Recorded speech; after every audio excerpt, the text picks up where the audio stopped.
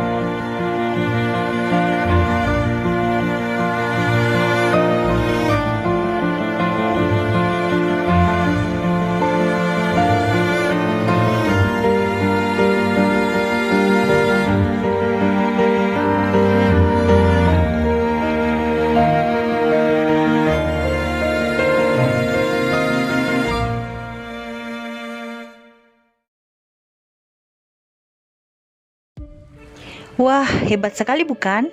Bila kita menguasai konsep dari kesetimbangan benda tegar.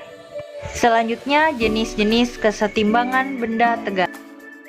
Yang pertama, kesetimbangan stabil, yaitu kemampuan suatu benda untuk kembali ke posisi semula saat benda diberi gangguan. Yang kedua, kesetimbangan labil. Terjadi jika benda tidak bisa kembali ke posisi semula saat gangguan pada benda dihilangkan. Dan yang ketiga, kesetimbangan netral. Terjadi jika benda mendapat gangguan di mana pusat gravitasi pada benda tidak naik ataupun tidak turun. Selanjutnya, titik berat benda. Pada grafik, sebuah benda terdiri atas beberapa partikel yang memiliki masing-masing berat. Jumlah seluruh berat partikel di dalam benda disebut sebagai berat benda, dan berat benda ini berada pada satu titik yang disebut dengan titik berat. Sehingga cara mencari koordinat titik beratnya adalah X0 dan Y0. X0 diperoleh dari X1 dikali W1 tambah X2 dikali W2 dan seterusnya dibagi W1 tambah W2 dan seterusnya. Dan Y0 diperoleh dari Y1 kali W1 ditambah Y2 kali W2 tambah dan seterusnya dibagi W1 tambah W2 dan seterusnya. Nah, setelah didapat hasilnya, maka itulah koordinat titik beratnya. Berikut titik berat benda untuk benda berdimensi 1. Secara matematis dirumuskan X0 diperoleh dari X1 kali L1 ditambah X2 kali L2 per L1 tambah L2, dan Y0 diperoleh dari Y1 kali L1 ditambah Y2 kali L2 per L1 tambah L2. Kita perhatikan contoh soal untuk dimensi 1. Tentukan koordinat titik berat dari bangun berikut ini. Langkah pertama, kita tentukan skala dari setiap bangun. Setelah itu kita tentukan yang mana yang jadi bangun pertama, kedua, tiga, dan seterusnya. Kemudian kita tinjau satu-satu bangun. Untuk bangun pertama, titik berat berada pada titik Z1 dan panjang L1 adalah 4. X1 berada pada skala 2, Y1 berada pada skala 5. Kemudian benda kedua, titik beratnya berada pada Z2 dan panjang untuk L2 adalah 6. Untuk X2 berada pada skala ketiga dan Y2 berada pada skala ketiga. Selanjutnya untuk bangun ketiga, kita lihat yang berwarna pink itu adalah bangun ketiga dan titik beratnya berada pada Z3 pas di tengahnya. Nah, pada Z3 ini pertemuan skala 6,3 sehingga X3-nya bernilai 6 dan Y3-nya bernilai 3. Dan untuk bangun keempat yang berwarna biru, titik beratnya berada pada Z4, di mana Z4 adalah pertemuan skala 6,6 sehingga X4-nya bernilai 6 dan Y4 bernilai 6. Jadi titik berat benda ditentukan oleh persamaan X0 sama dengan X1 kali L1 tambah X2 kali L2 tambah X3 kali L3 ditambah X4 kali L4 per L1 tambah L2 tambah L3 tambah L4.